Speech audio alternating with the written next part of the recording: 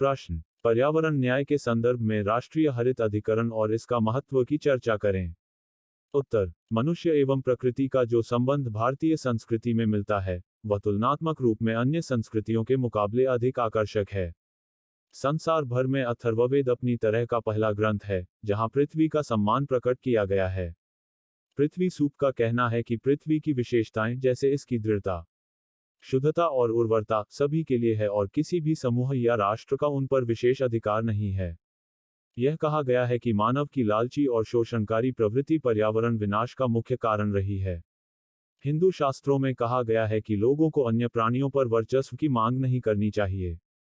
Eco आध्यात्मिकता और eco care की जरूरत है कि पूरे ब्रह्मांड को एक विस्तारित परिवार के रूप में देखा जाए, इस ब्रह्मांड के सभी जीवित प्राणियों को घर के सदस्य के रूप में। इसी अवधारणा में वसुधैव कुटुंबकम के रूप में जाना जाता है। यह चर्चा यह बताती है कि भारत के लोगों के पास पर्यावरण न्याय की समृद्ध सामाजिक, धार्मिक और सांस्कृतिक विरासत है। हालांकि यह एक विडंबना है कि इस समृद्ध विरासत के बावजूद भारत को सबसे प्रदूषित राष्ट्रों में से एक माना जाता है। आधुनिक या समकालीन वैश्विक पर्यावरण आंदोलन, जिसने पर्यावरणीय न्याय के विभिन्न संस्करणों को जन्म दिया है, आर्थिक विकास की प्रतिक्रिया में बढ़ता है। पर्यावरणीय न्याय के विभिन्न संस्करण पर्यावरणीय आंदोलनों के विभिन्न समूहों का परिणाम है। रॉबर्ट डी कुलार्ड को संयुक्त राज्य अमेरिका में पर्यावरण न्याय आंदोलन के पिता के रूप में माना जाता है। इसकी शुरुआत संयुक्त राज्य अमेरिका के ह्यूस्टन में एक ऐतिहासिक कचरा विवाद के साथ हुई। पर्यावरणीय न्याय का यह विचार 1982 में अमेरिकी वारेन काउंटी पीसीबी लैंडफिल के आसपास शुरू हुए संघर्ष के दौरान पैदा हुआ था। संयुक्त राज्य अमेरिका में पर्यावरणीय न्याय की दो परिभाषाएं हैं। एक पर्यावरण संरक्षण एजेंसी पर द्वारा दी गई है, जिसे अधिकाधिक परिभाषा के रूप में जाना जाता है। दूसरी परिभाषा पर्यावरण न्याय के कार्यकर्ताओं द्वारा दी गई है, जिसे प्रकृति में व्यापक समग्र या कट्टरपंथी माना जाता है। की परिभाषा में पर्यावरणीय न्याय की बजाय पर्यावरणीय इक्विटी शब्द का प्रयोग किया गया है।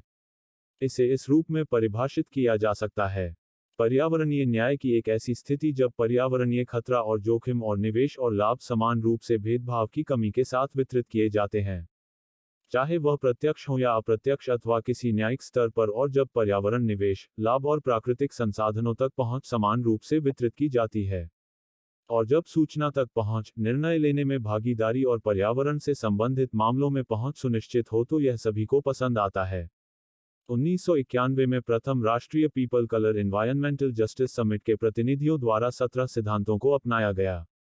इन सिद्धांतों को आयोजन, नेटवर्किंग और सरकारी एवं गैर सरकारी संगठनों से संबंधित गाइड के रूप में सेवा करने के लिए विकसित किया गया था। इनमें से प्रमुख सिद्धांत निम्नलिखित हैं। पर्यावरणीय न्याय प्रति की पवित्रता, पारिस्थितिक एकता और सभी प्रजातियों की अन्योन्याश्रयता और पारिस्थितिक विनाश से मुक्त होने के अधिकार की पुष्टि करता है। पर्यावरणीय न्याय की मांग है कि सार्वजनिक नीति सभी लोगों के लिए आपसी सम्मान और न्याय पर आधारित हो, जो किसी भी प्रकार के भेदभाव या पूर्वाग्रह से मुक्त हो। पर्यावरणीय न्याय मानव और अन्य जीवित चीजों के लिए स्थायी ग्रह के हित में भूमि और नवीकरणीय संसाधनों के नैतिक, संतुलित और जिम्मेदार उपयोग के अधिकार को अनिवार्य करता है। पर्यावरणीय न्याय सभी लोगों के राजनीतिक, आर्थिक, सांस्कृतिक और पर्यावरणीय आत्मनिर्णय के मौलिक अधिकार की पुष्टि करता है। पर्यावरणीय न्याय सभी विषाक्त पदार्थों, खतरनाक कचरे, रेडियोधर्मी पदार्थों के उत्पादन को रोकने की मांग करता है। पर्यावरणीय न्याय पर्यावरणीय अन्याय के पीड़ितों के अधिकारों की रक्षा करता है, ताकि उन्हें पूर्ण क्षतिपूर्ति और गुणवत्तापूर्ण स्वास्थ्य देखभाल भी मिले। पर्यावरणीय न्याय बहुराष्ट्रीय निगमों के विनाशकारी संचालन का विरोध करता है। पर्यावरणीय न्याय वर्तमान एवं भावी पीड़ितों की शिक्षा के लिए कहता है, जो हमारे और हमारे विविध सांस्कृतिक दृष्टिकोणों की सराहना के आधार पर सामाजिक और पर्यावरणीय मुद्दों पर जोर देता है। पर्यावरणीय न्याय के लिए आवश्यक है कि हम उपभोक्ता पसंद करें कि धरती के संसाधनों का कम से कम उपयोग हो, जितना संभव हो सके उतना कम अपशिष्ट पैदा हो, और वर्तमान और आने वाली पीढ़ियों के लिए प्राकृतिक दुनिया के स्वास्थ्य को सुनिश्चित करने के लिए हमारी जीवन शैली को चुनौती देने और पुनर्मूल्यांकन करने के लिए जागरूक निर्णय लें। राष्ट्रीय हरित अधिकरण और इसका महत्व। पर्यावरण से संबंधित किसी भी कानूनी अधिकार के प्रवर्तन तथा व्यक्तियों एवं संपत्ति के नुकसान के लिए सहायता और क्षतिपूर्ति देने या उससे संबंधित या उससे जुड़े मामलों सहित पर्यावरण संरक्षण एवं वनों तथा अन्य प्राकृतिक संसाधनों के संरक्षण से संबंधित मामलों के अंतर्गत 18 अक्टूबर 2010 को राष्ट्रीय हरित अधिकरण की स्थापना की गई। आरंभिक रूप से एनजीटी को 5 बैठक स्थलों पर स्थापित करना प्रस्तावित है। अधिकरण की बैठक का प्रथम स्थल नई दिल्ली है। भोपाल, पुणे, कोलकाता एवं चेन्नई अन्य 4 स्थल है। एनजीटी अधिनियम की धारा 4 में प्रावधान है कि एनजीटी में एक पूर्णकालिक अध्यक्ष कम से कम 10 न्यायिक सदस्य और 10 विशेषज्ञ सदस्य होने चाहिए। एनजीटी की शक्तियां। न्यायाधिकरण के पास सिविल नागरिक प्रक्रिया संहिता 1906 के अंतर्गत दीवानी न्यायालय में निहित शक्तियां हैं, किंतु यह प्राकृतिक न्याय के सिद्धांतों द्वारा निर्देशित होगा। यह न्यायाधिकरण तीव्र पर्यावरणीय न्याय 6 माह के भीतर आवेदनों का निपटान प्रदान करेगा और उच्च न्यायालयों में मुकदमों का बोझ कम करने में सहायता करेगा। यह वन संरक्षण अधिनियम, जैव विविधता अधिनियम जैसे अधिनियमों से संबद्ध वादों पर भी सुनवाई करेगा। इस न्यायाधिकरण को पर्यावरण से संबंधित गंभीर प्रश्नों, अर्थात जब बड़े पैमाने पर समुदाय या सार्वजनिक स्वास्थ्य प्रभावित हो और प्रदूषण जैसी विशिष्ट गतिविधियों के कारण होने वाली पर्यावरण को क्षति के प्रकरणों में सर्वाधिक अधिकार प्राप्त है। एनजीटी द्वारा किए गए महत्वपूर्ण कार्य। 1. एनजीटी ने केंद्र सरकार से दिल्ली से होकर उत्तर प्रदेश में बहने वाली यमुना नदी के 52 किलोमीटर तक के तटीय इलाके को संरक्षित क्षेत्र घोषित करने के लिए कहा। 2. छत्तीसगढ़ राज्य के हसदे अरनडेन में यूपीए सरकार द्वारा दी गई कोयला खनन की आज्ञा को एनजीटी ने निरस्त कर दिया। 3. राजधानी दिल्ली में बढ़ते प्रदूषण के चलते एनजीटी ने सुनिश्चित किया कि 10 वर्ष से पुरानी सभी डीजल गाड़ियों के चलने पर रोक लगाई जाए।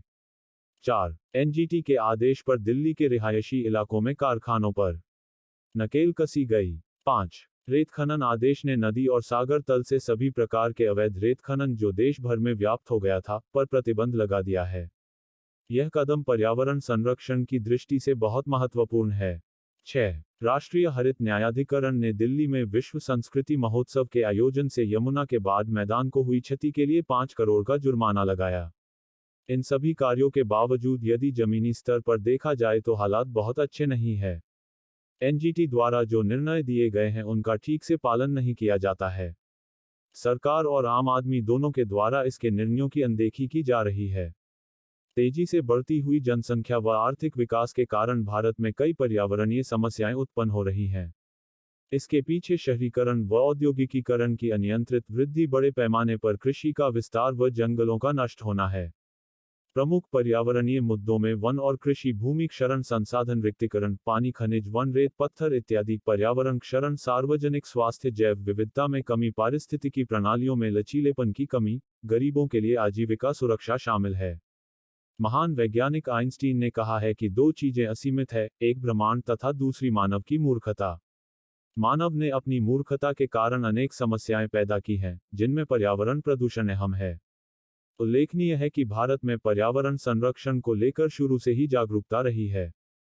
पेड़ पौधे, नदी, पशु पक्षी आदि को किसी न किसी रूप में पर्यावरण संरक्षण का एक अंग मानकर इन्हें संरक्षित करने की बात कही गई है।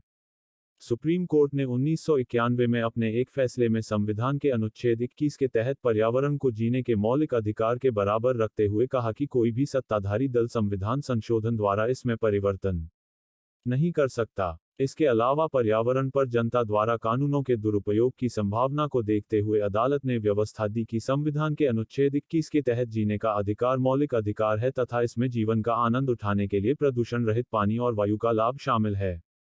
यदि कानून का उल्लंघन कर जीवन की इस गुणवत्ता को नुकसान पहुंचाने का प्रयास किया जाता है तो नागरिकों को अनुच्छेद 32 के तहत यह अधिकार है कि पानी अथवा हवा को प्रदूषण मुक्त करने की मांग करें जो उनके जीवन की गुणवत्ता के मार्ग में बाधक हैं। एनजीटी को पर्यावरण संरक्षण के लिए सरकार ने बनाया है, लेकिन इसके बावजूद भी वर्तमान में यह कई चुनौतियों का सामना कर रहा है। इसकी सबसे बड़ी चुनौती यह है कि इसकी स्वतंत्रता को लेकर बहस छिड़ गई है। सिद्धांत में तो यह एक स्वतंत्र निकाय है, किंतु दिन प्रतिदिन इसके अधिकारों में कटौती की जा रही है। इसका प्रमुख कारण है सरकार व एनजीटी के बीच टकराव। मूलभूत सुविधाओं का अभाव भी एनजीटी की राह में एक चुनौती है।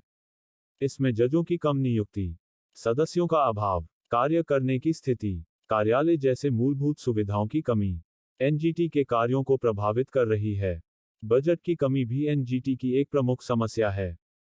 अक्सर अधिकरण द्वारा सरकार पर यह आरोप लगाया जाता है कि वह एनजीटी को पर्याप्त धन मुहैया नहीं करा रही है, जिससे एनजीटी को अपने कार्य सुचारू रूप से चलाने में दिक्कतों का सामना करना पड़ता है। पैसे के अभाव में एनजीटी के सभी क्षेत्रीय कार्यालयों में कर्मचारियों का अभाव है तथा कई पद खाली पड़े हैं।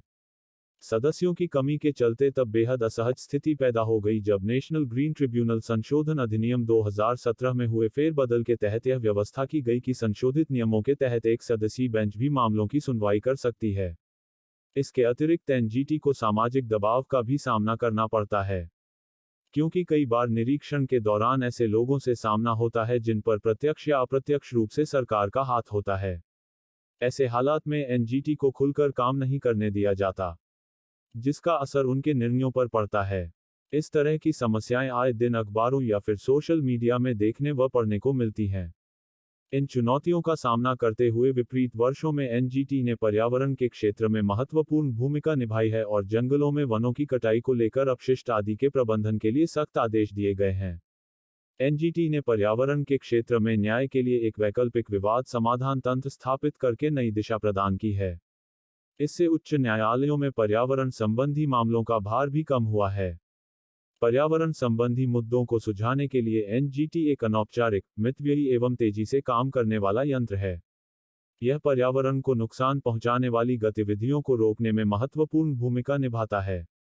चूंकि अधिकरण का कोई भी सदस्य पुनः नियुक्ति के योग्य नहीं होता है, इसीलिए वह बिना किसी भय के स्वतंत्रतापूर्वक निर्णय सुना सकता है। एनजीटी का क्षेत्रीय विस्तार पूरे भारत में होना चाहिए, जिससे कि लोगों को उनके गृह राज्य या जिले में ही न्याय मिल सके। साथ ही सरकार को एनजीटी की जो समस्याएं हैं, उस पर त्वरित कार्यवाही करनी होगी, जिससे कि यह संस्था अपने उद्देश्यों को प्राप्त करने में सफल हो सके। पर्यावरण संरक्षण का कार्य किसी एक संस्था को या फिर सिर्फ सरकार की जिम्मेदारी नहीं है, बल्कि इसके लिए आम नागरिकों को भी आगे आना होगा। सभी को मिलजुल कर देश हित में अपना सर्वश्रेष्ठ योगदान देना होगा। प्रस्तुति समापन। आपका धन्यवाद। Disclaimer: This notes has been made after a lot of research, yet the accuracy of the answers may vary. The author assumes no responsibility or liability for any errors or omissions in the content of this notes.